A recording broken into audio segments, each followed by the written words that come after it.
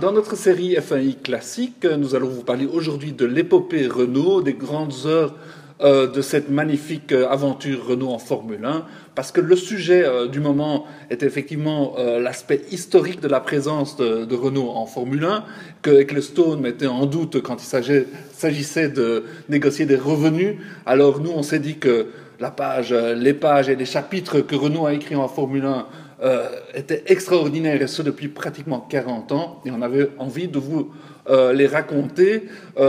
Tout a démarré en 77, Pierre, et tu y étais. Absolument, et quand tu dis 40 ans, Ziv, c'est vrai que c'est même 76, puisque c'est à ce moment-là que Renault Sport, sous le couvert encore de l'identité Gordini, sort ce prototype improbable, la A500, une Alpine, avec Jean-Pierre Jabouille, pour faire les premiers essais du moteur turbo, parce que c'est quand même le vrai défi, le vrai, comment dirais-je, le véritable héritage historique de Renault F1, c'est d'avoir imposé le turbo, d'avoir provoqué une révolution technologique comme aucun grand constructeur ne l'avait fait auparavant.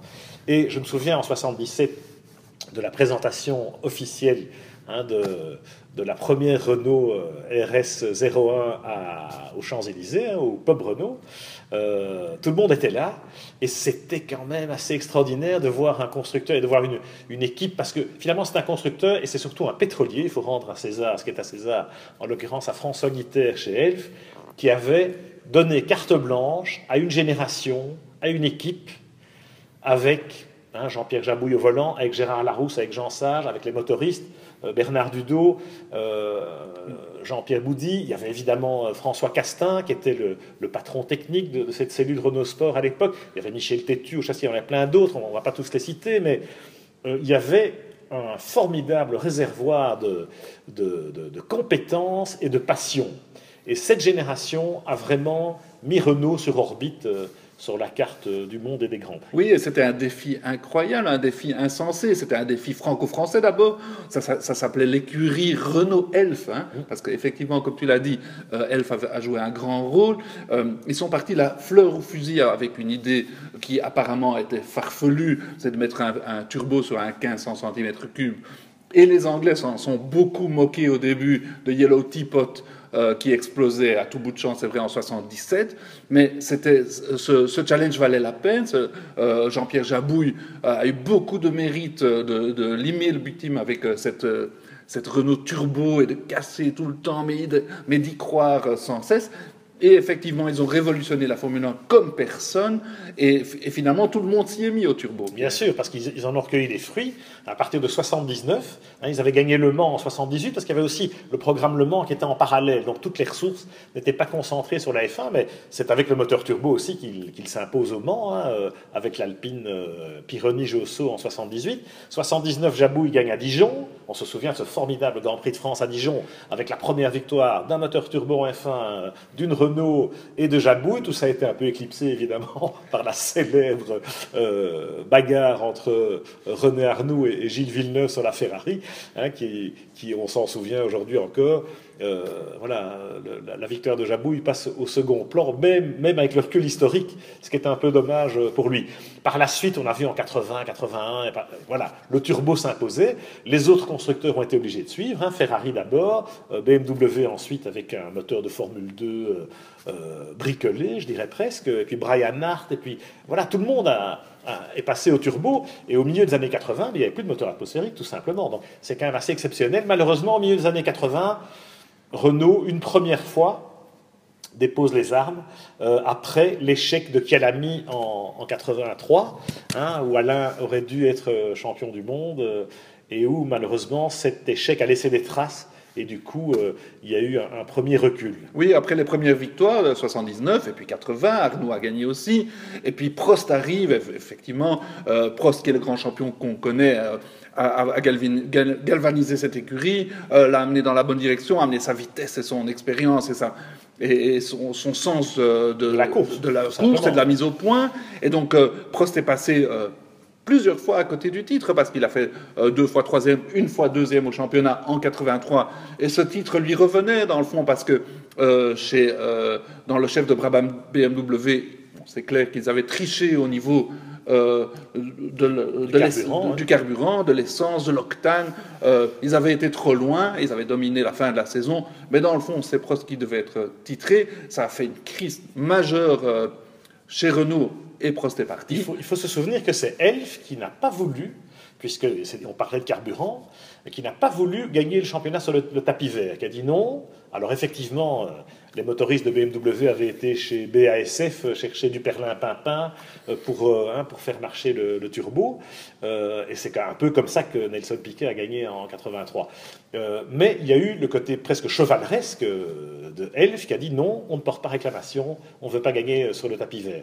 C'est tout à leur honneur, mais en même temps, voilà, ils ont raté sans doute un titre historique franco-français. C'est vrai, donc et après une aventure en mineur avec Warwick et Tambay, ils ont décidé d'en rester là et puis de revenir avec un tout nouveau concept, avec le V10 Renault, qui s'est lui aussi couvert de gloire au début, avec Williams en tant que motoriste. Alors moteur atmosphérique, retour à l'atmosphérique, puisque c'était la fin de l'ère du turbo. On oublie au passage, quand même, il ne faut pas oublier la période où ils étaient encore motoristes avec Lotus, Ayrton Senna, tout à fait. Et les pôles positions avec la célèbre GPS Lotus, quand même.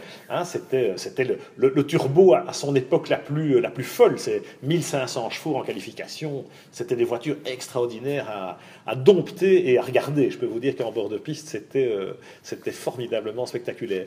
La période du V10, il y avait une cellule de veille. Chez Renault, on avait eu l'intelligence, et Renault Sport, de conserver une cellule de veille avec Bernard Dudot et ses hommes qui ont préparé le terrain du moteur atmosphérique, puisqu'on savait que la F1 s'orientait vers le retour à l'atmosphérique.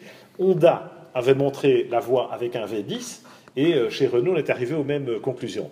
Et ce V10 Renault, d'abord, progressivement, mais dès 89-90, il y a déjà des premières victoires avec les Williams Renault. Williams qui avait eu quand même un passage à vide après Honda.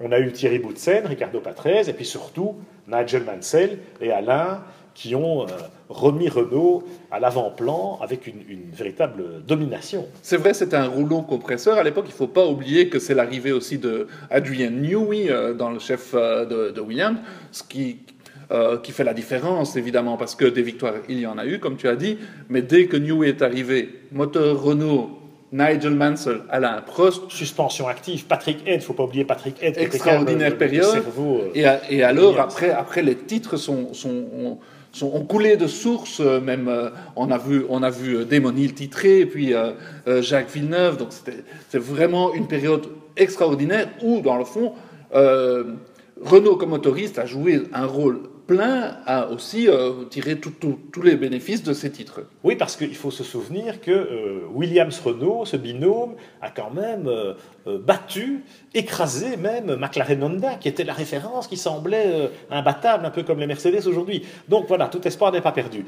C'est vrai ce que tu dis, c'est que Williams-Renault, cette période des années 90, eh bien, les titres de Renault, on en a entendu parler. Et ils se sont plaints dans la période récente que le rôle de motoriste n'était pas très valorisé, rapport évidemment à leur titre avec Red Bull. Curieux quand même qu'à 15 ans d'intervalle, on constate une évolution. Alors bon, il y a peut-être des explications d'ordre marketing ou de communication là-dessus, mais le rôle de motoriste n'a pas toujours été dévalorisé. C'est vrai.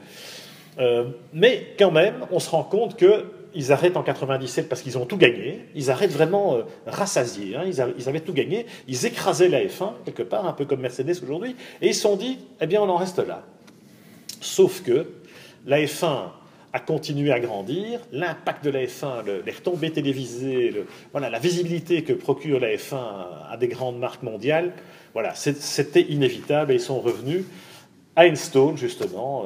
Oui, et ils ont racheté Enstone, donc à Benetton, et bien leur en a pris parce qu'ils ont eu l'intelligence d'engager de garder Flavio Briatore, et qui était quand même une figure incontournable et charismatique, qui a réussi à mener cette équipe de Enstone.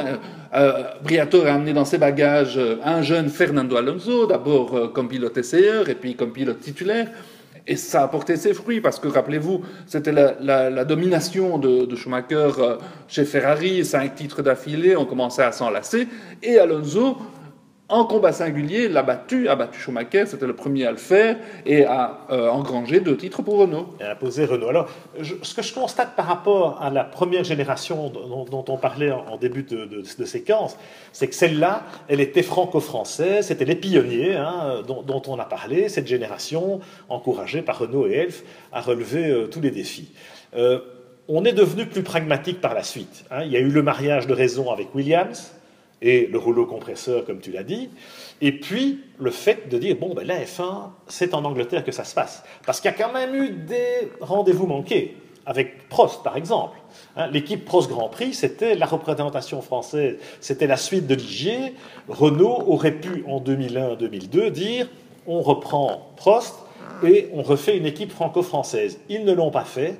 Pour moi, c'est un rendez-vous manqué. J'ai quelques regrets par rapport à ça. Je sais qu'Alain en nourrit pas mal aussi.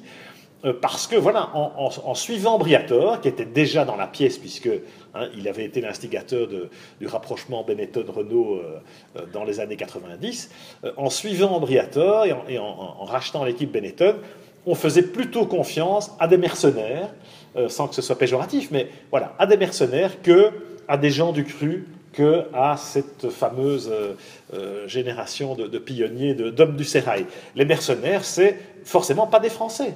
On fait la voiture en Angleterre, on a un Flavio Briatore, on a Alonso, etc. Pat Simmons, voilà. Bob Bell. Les pilotes français, ils ne veulent pas en entendre parler, Flavio. Circuler, rien à voir, Montagny, Bourdet et compagnie. Du coup, Renault gagne, mais ça manque quand même un peu de saveur. Même si les 2 titres d'Alonso ont été effectivement valorisés à l'époque, avec beaucoup de mérite, c'est quand même une Renault made in England, qu'on le veuille ou non. Donc, ok, la mondialisation est là, et il ne faut pas non plus se replier sur l'hexagone et avoir un espèce de front national, sans jeu de mots idiot. Mais voilà, il faut constater ça, c'est qu'on est passé dans l'ère des mercenaires et que c'est les mercenaires qui ont ramené ces 2 titres mondiaux en 2005-2006. Donc ce qu'on peut souhaiter, je trouve, dans l'épisode suivant, si on met entre parenthèses la parenthèse justement Red Bull, Renault avec Vettel, c'est que justement l'identité française de Renault soit un peu mieux mise en valeur dans cette nouvelle aventure, et c'est en cela évidemment qu'on attend beaucoup des hommes qui vont l'incarner à l'avenir. Oui, c'est vrai qu'on est dans un monde global, et la globalisation veut qu'on n'ait pas une identité trop marquée nationale. Pourtant, Renault, c'est vraiment franco-français. On est un peu nostalgique du temps des Jabouille, Arnoux, Prost, Tambert, enfin, tous les Français qui sont passés là-bas. Alors, c'est vrai que maintenant, ce qui se dessine pour Renault, à partir de 2016, on voit Abiteboul, on parle de Vasseur, on parle de Prost, qui sera effectivement parfait comme ambassadeur, comme figure de proue de cette aventure. Donc, l'ancrage français sera bien là. La Formule 1 doit se faire en Angleterre, ça s'est toujours fait comme ça. Donc, si l'image est française et que les voitures sont construites à Enstone, tous les espaces sont permis. Voilà, c'est tout le mal qu'on peut souhaiter à ce nouveau chapitre de l'histoire de Renault en Formule 1.